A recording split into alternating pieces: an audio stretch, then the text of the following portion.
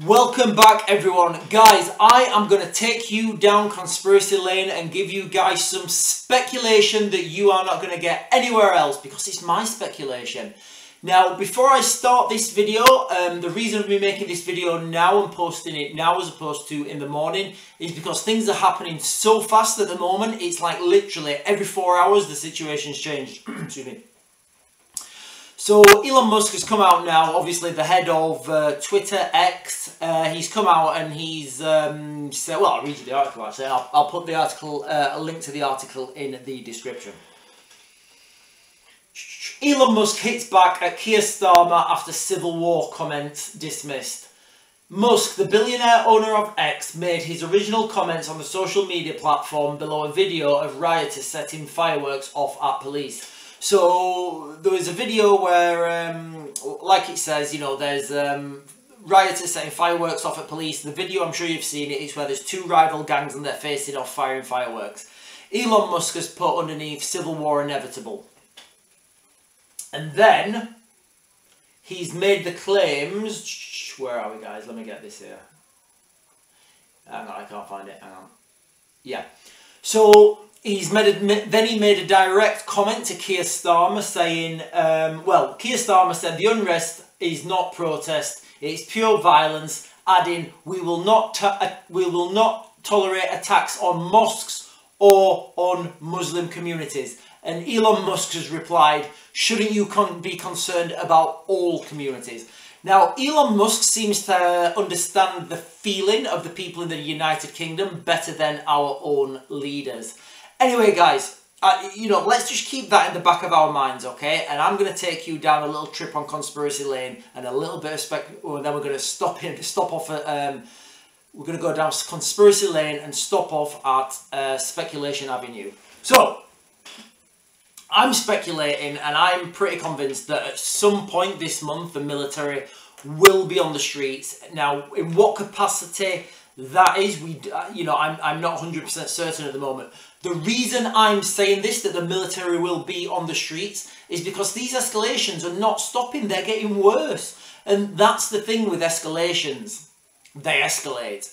Now, you've got a situation in the United Kingdom at the moment, it's the summer holidays, everybody's, well, most people are off work. You know, kids are off school, so you've got this cauldron of chaos, you know. If it was bad weather, it's always bad weather in the UK. If it was bad weather in the sense that it was raining, it was cold, the kids were at school, you know, these things would probably, you know, dissipate, but obviously the underlying problems would still be there. But at the moment, you've got this, you've just got this cauldron of all these ingredients put together. So that's what's happening at the moment. And now it's turning into, rather than protests of an incident, it's turning more and more ugly and it's becoming more and more divisive. And what I'm seeing on the streets, it's only a matter of time before there's a mass casualty incident. Now, like I said, the military will be on the streets, even though John Healey has dismissed that. But guys, be under no illusion, John Healey doesn't know what he's talking about. He's got limited experience working with the military. He doesn't really know. Guys, I'm not going to be over negative. He's just incompetent. These protests, there's too much that's been building up in the United Kingdom over the last 20 years for these protests just to dissipate. It's not going to happen. Now, the United Kingdom at the moment, if you are going to plan an attack, a global attack, now we're down conspiracy lane, if you were going to plan a global attack on the United Kingdom, on a region that the United Kingdom has pledged to support, when would you do it? Would you do it when the United Kingdom was strong and united? Or would you do it when the United Kingdom was broken and divided? Of course, you're going to do it when the United Kingdom is broken and divided. So that's why, right now, you know, you've just seen the stock market, literally, a lot of money, people have lost a lot of money today. And a lot of people will have made a lot of money as well, but nobody talks about that. So, all these things, put all these things into the same, you know, into the same basket. And what's coming, guys, it's absolutely terrifying. So look at the hotspots around the world at the moment. You've got Ukraine, obviously. The Russians are, you know, the Russians are ready to do another big push. They're, like the video I said yesterday, they're pushing hard to take control of the main supply routes into the east of Ukraine. It looks like they're going to make a breakthrough any day. you've also got these tensions in the Middle East. Guys, I think it's going to happen on or before Friday.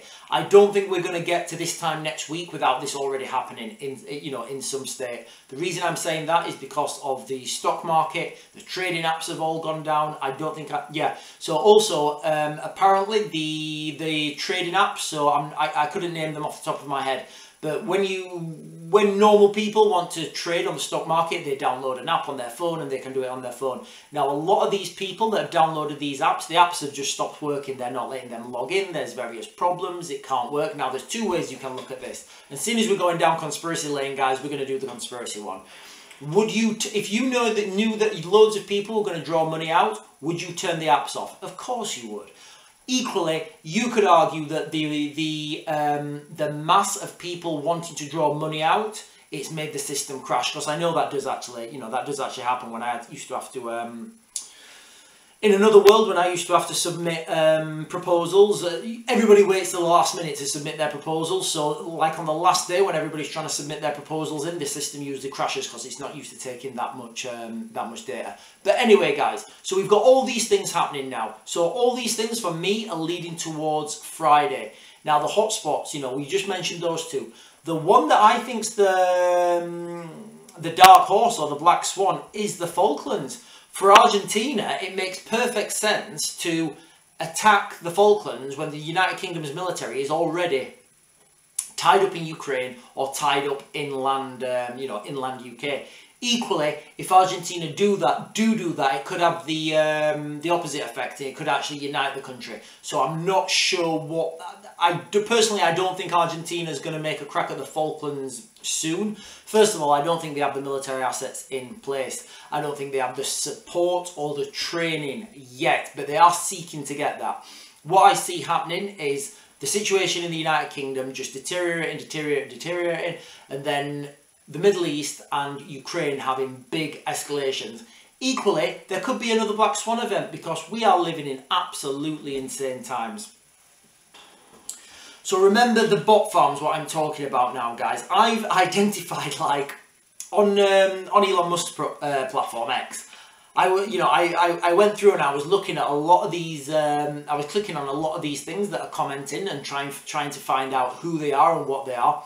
And a lot of them are, they're affiliated with Russian entities. And it's not hard to find these bot farms, People think, and some of them are very hard, especially the personal profiles and stuff.